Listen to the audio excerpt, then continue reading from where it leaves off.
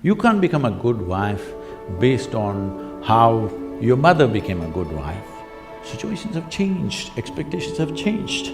The biggest mistake humanity made was, they started saying marriages are made in heaven, that's why it's such a mess. You made this relationship because you need it badly, isn't it?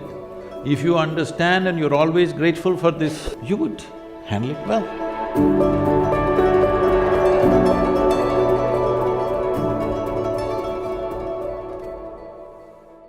Sadhguru, our mothers have set amazing benchmark.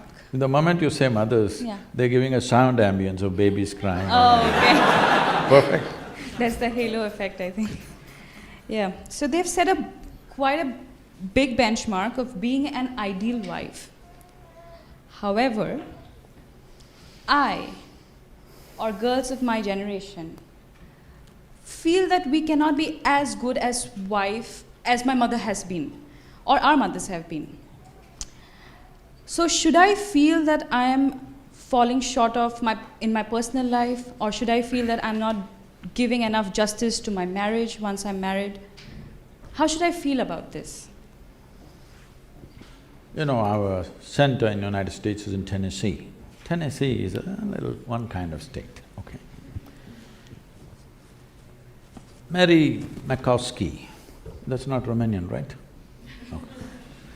Mary Makowski got married.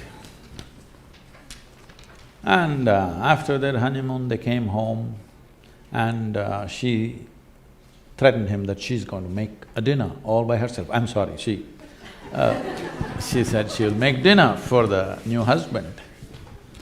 And husband came home from work and she served the dinner and he put it in his mouth and slowly he was chewing on it and went into profound thought. Then she was very excited about this dinner and she said, there are only two things my mother taught me how to cook, the meatloaf and the apple pie. Then he looked at her and said, darling, which one is this? So, your mother, your grandmother, how they made good wives? Largely it was believed the way to a man's heart is through his stomach. Today your husband will call Uber Eats and whatever Quick Picks and this and that and Swiggies and whatever, all right? So, you can't make a good wife based on how your grandmother became a good wife. You can't become a good wife based on how your mother became a good wife. Situations have changed, expectations have changed. It's not in the stomach anymore. For some it's gone up into the head, for some it's gone further south. Yes? So, you don't do that. Essentially, what a husband and wife means is, because you're not geared, most people are not geared, very few people in this world are geared to make this journey of life all by themselves. They're organized enough within themselves totally. They never feel anything missing in their life because they've made themselves like that. But most people need somebody else to lean on, either emotionally, psychologically. There are needs in a human being, physical needs, psychological needs, emotional needs, maybe social needs, economic needs, variety of needs. To fulfill these needs, you want to find one person that you can depend on.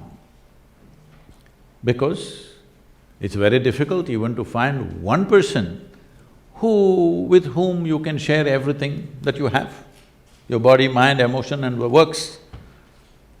So this is the idea. Formalizing it is so that every time you get some little friction, you don't fall apart, so little tying up so that things don't fall apart very easily, all right? Nothing else. The biggest mistake humanity made was, they started saying marriages are made in heaven, that's why it's such a mess. No, it's done here. If you see, marriages are made between us and we took responsibility for who we are, we could have made it work, but the damn thing is made in heaven. Not suitable here, it's because it's alien stuff. Everything is a mess because you think it's made elsewhere by somebody else. If you understand it's made by you for your well-being, to fulfill your needs and your purposes, so that you can go through this journey of life with least amount of trouble and friction, then you would handle it more responsibly, isn't it? And according to contemporary needs, not how your grandmother did her marriage. You can't do it that way because expectations and situations have completely altered themselves. So, if you hold somebody who is your friend and who is your need, you must understand. You are in this relationship because you need. Maybe the other person also needs, but that's from their side. As far as you are concerned, you made this relationship because you need it badly, isn't it? If you understand and you're always grateful for this, that somebody is fulfilling all your need, you would handle it well. You wouldn't make a misery out of it. But now you think somebody else needs you, then you will make a mess out of it. You understand, you need it. Well, the other person also needs to understand he needs it. Now there is a cohesion. If you think, oh, you need me, so I'm going to exploit you, no. This is not about you squeezing happiness out of somebody or they squeezing happiness out of you. If two happy people meet, then there can be something wonderful happening between them. But you are a misery and you think somebody else should be the source of your happiness, well, it'll multiply.